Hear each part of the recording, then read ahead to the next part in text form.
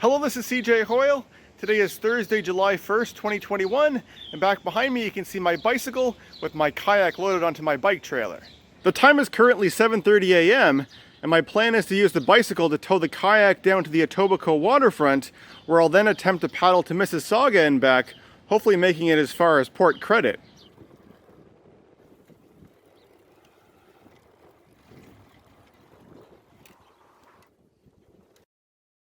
Alright, so 12 kilometers later, and I've made it here to a portion of the Etobicoke waterfront, just outside of Amos Park.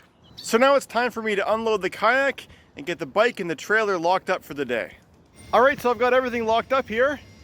So the time is now about 8:45, and I've got all my gear organized and ready to go. I'm planning on launching from this shallow water right here and beginning paddling out that way, and you can see that the water is relatively calm so far, just like I had hoped. And we're off.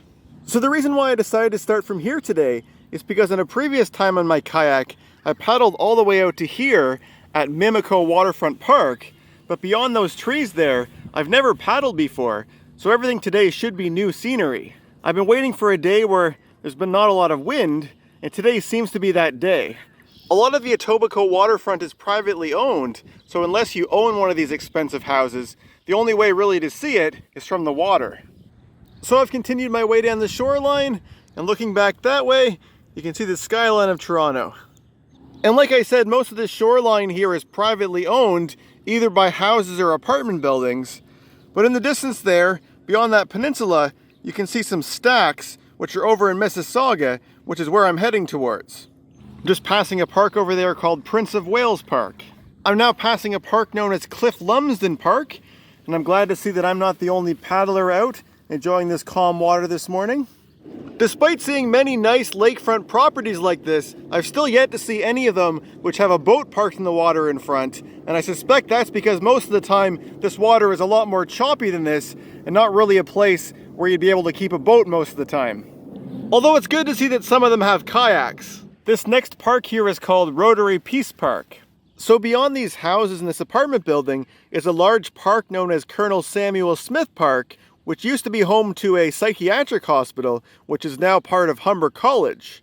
Colonel Samuel Smith has a pretty large peninsula that I'll have to paddle around. So here I've now reached the part of the park known as Wimbrel Point, and you can see that the wind has changed directions now, and I'm now heading into it, but it's still not much of a wind at all. Still very easy to paddle into. And there's a big flock of cormorants flying by. Cormorants seem to fly in a V, the same way that Canada geese do. Here you can see some sculptures that people have constructed out here on the point, and you can also see that this point seems to be protected from erosion by using old building materials from demolished concrete and brick buildings. Here you can see some people paddling past me in outrigger canoes. So lots more nice waterfront homes along here, and then there's a park which is called Long Branch Park. So I've now reached Marie Curtis Park, which has a nice sandy beach, and there are a few people out enjoying it already today. The time is now about 10:30, and I've paddled about 6.5 kilometers so far. Just beyond the beach here, between these two piers, is the mouth of the Etobicoke Creek, and I'm just going to paddle up there just to take a quick little break from paddling. This bridge back behind me is part of the waterfront trail, which I've crossed many times on my bike before. So that bridge there is Lakeshore Boulevard, and last spring I made a video where I started from that bridge there and I rode all the way along Lakeshore Boulevard to Exhibition Place. Up ahead of me here there's a shallow section of the creek, so I'm not going to be paddling any further, and I'll turn around and head back to Lake Ontario. So I paddled back out to the lake, but I'm going to take a quick break here on the shore to refuel with some delicious overnight oats. Well, those are the biggest snakes that I've seen in a while. Not that either of them are very big. Alright, so I'm back in the water, feeling all fueled up again. Now I'm ready to keep on paddling along this beach, and then I'll be going around this big peninsula here. So I've now crossed from the city of Toronto into the suburban city of Mississauga. I've crossed from Toronto to Mississauga many times by car, by train, and by bike, but this is my very first time doing it by kayak. The land on this peninsula here is occupied by the city of Mississauga's Lakeview Wastewater Treatment Plant. So I've now paddled past the wastewater treatment plant, and the next obstacle that I have to go around are these piers which stick out into the lake.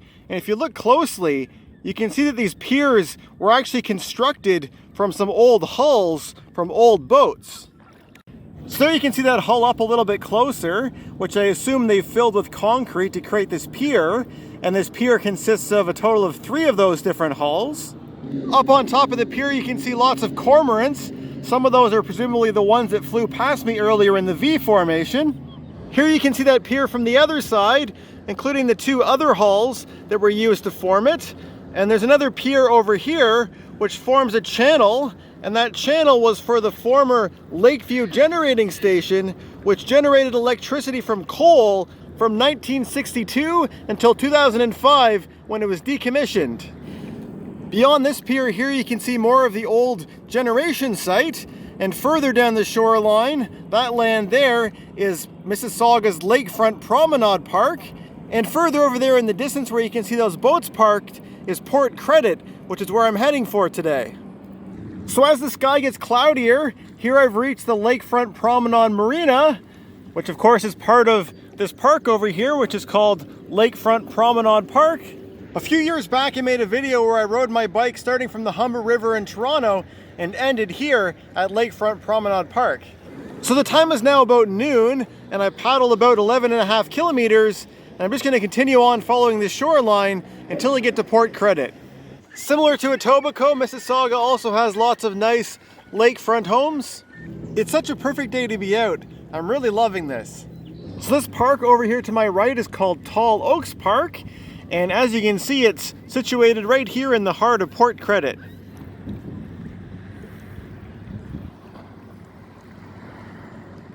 So I paddled along the waterfront here to this break wall, and since I'm not really ready to stop for lunch yet, I'm deciding to paddle out to the end of that break wall where I'll come around the other side and I'll paddle up the Credit River. There's a great blue heron perched out on top of the breakwater. Out at the end of the breakwater is this big old lake freighter, which is known as the Ridgetown. It operated on the Great Lakes from 1905 until 1970, and it's been sitting here in Port Credit since 1974, acting as a breakwater from keeping the waves from damaging the boats inside the harbor there. It's really neat how most of the boat is still intact, unlike the hull of that boat that we saw earlier that had mostly been removed and filled with concrete. So now I've rounded the point, and here I've reached the mouth of the Credit River, which apparently you can paddle a few kilometers up, so I'll go and see how far I can make it. So here you can see Port Credit's got their own little lighthouse, and that bridge up ahead is Lakeshore Rd East. Actually, this first bridge here is for pedestrians and bikes, and the bridge after that is Lakeshore Road. I've been seeing lots of people fishing here in the Credit River. That bridge there carries the CN rail line, including the GO trains, so I've passed over that bridge a number of times. So there you can see a family of mute swans, including 4 little babies. There's another great blue heron. Over on those logs I can see 3 little turtles. That bridge up ahead there is for the Queen Elizabeth Way, or QEW. Underneath the main deck of the road bridge, there's also the second bridge underneath of here. Once you get past the road bridge, everything looks very green and natural. So I've paddled a little bit further, and things start to get shallow here, so it's probably a good place to turn around. The time is almost 2 p.m.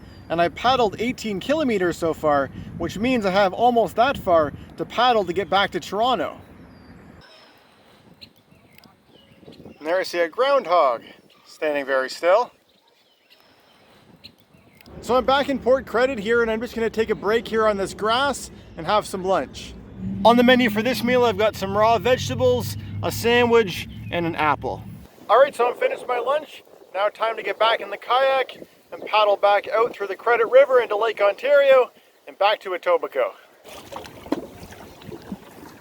So it just started to rain a little bit. You can see some raindrops on the water there, and that's not entirely unexpected because the forecast did say there was a chance of showers this afternoon and maybe even thunder showers, but hopefully it doesn't amount to too much and I'm able to get home without having to stop. That's interesting. There's a police boat there, but it's for the Toronto police, even though we're in Mississauga. Well, there goes that Toronto police boat, headed back to Toronto and the clouds over there, which is also where I'm heading to. So the rain seems to have stopped, at least for now. Things look much more blue and nice in the direction where I'm heading, rather than back behind me. As you can see, I'm paddling a fair bit out from shore. Rather than meandering along the shoreline, I'm just simply shooting for the peninsulas so I can take a more direct route to get back. Up there you can see some people parasailing. I'm just passing the piers of the power plant again, and I'm gradually watching that Toronto skyline get bigger as I get closer to it. Despite all the clouds, the water still remains really nice and calm, so it's still a really great day to be out paddling. So here I've reached Marie Curtis Park, which means I've now re-entered the city of Toronto. Do you see the mink?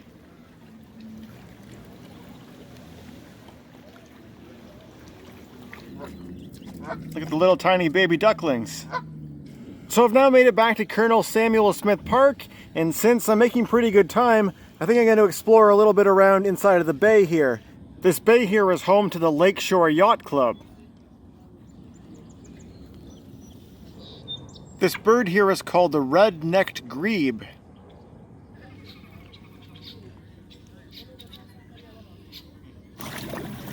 As I round the point here, I can see the skyline of Toronto continuing to get closer, and it's actually those buildings over there that I'm heading for. That's where my bike is parked. So here I'm passing Prince of Wales Park again, and my destination should be just around that point right there. And here I am back at Amos Waits Park, where I started today. So here I am back on dry land. The time is 6:30 and my total paddling distance was 36.5 kilometers.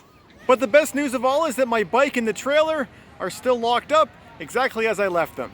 So with my total distance of 36.5 kilometers, that's the furthest that I've ever kayaked in a day, and it was really the smooth water on the lake that made it possible. For the most part, it was really good weather today. There were a few raindrops at times, but none of that thunderstorm ever came along. I was listening carefully to see if I could hear any thunder, because my plan was that if I heard any, I would immediately go to shore and take shelter until it had passed. And a couple of times I thought I heard some, but it just turned out to be a passing jet plane overhead. All right, so I've got my kayak loaded back up on my trailer, and I'm ready to use my bike to tow it back home again. But anyway, until my next adventure, I hope you enjoyed joining me in my kayak today. If you watched all the way to the end of this video, I'd love to hear your thoughts in the comment section below, and thanks for watching.